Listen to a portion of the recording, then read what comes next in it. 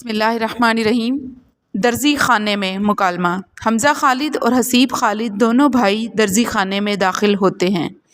حمزہ خالد: السلام علیکم۔ درزی: وعلیکم السلام، کہیے کیسے آنا ہوا، کہیں بھول تو نہیں پڑے؟ حمزہ خالد: آپ کی طبیعت کیسی ہے ماسٹر جی؟ درزی: شکر ہے۔ حسیب خالد: ماسٹر جی یہ کپڑا لیجئے، میرا سوٹ تیار کر دیجئے، حمزہ کے لیے 2 شلواریں اور 1 قمیص تیار کیجئے۔ درزی: کس حساب سے خریدا ہے یہ کپڑا؟ حمزہ خالد: 60 روپے فی میٹر۔ حسیب خالد: میری قمیص کے لیے کتنا کپڑا درکار ہوگا؟ حمزہ خالد: 2.5 میٹر۔ یہ کپڑا 3 میٹر ہے، آدھ میٹر کی واسکٹ بنا دیجئے۔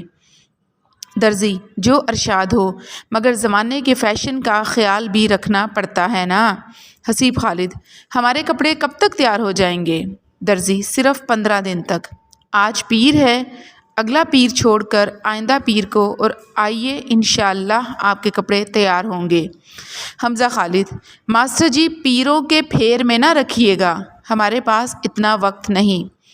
درزی: فکر نہ کریں، ہمیں اپنے وقت کی بھی قدر ہے، کام آ رہا ہے اور ختم ہونے میں نہیں آتا، سچی بات بھی کہتے ہیں اور لوگوں کو وعدوں پر بھی ٹرخاتے ہیں۔ حسیب خالد: یعنی اس کا مطلب یہ ہے کہ ہم سچی بات بھی کر دیتے ہیں اور بعض اوقات جھوٹے لاروں پہ بھی ٹال مٹول بھی کر دیتے ہیں۔ حسیب خالد: مگر ہمیں نہ ٹرخانا، ورنہ ہماری دوستی بھی ٹرخ جائے گی۔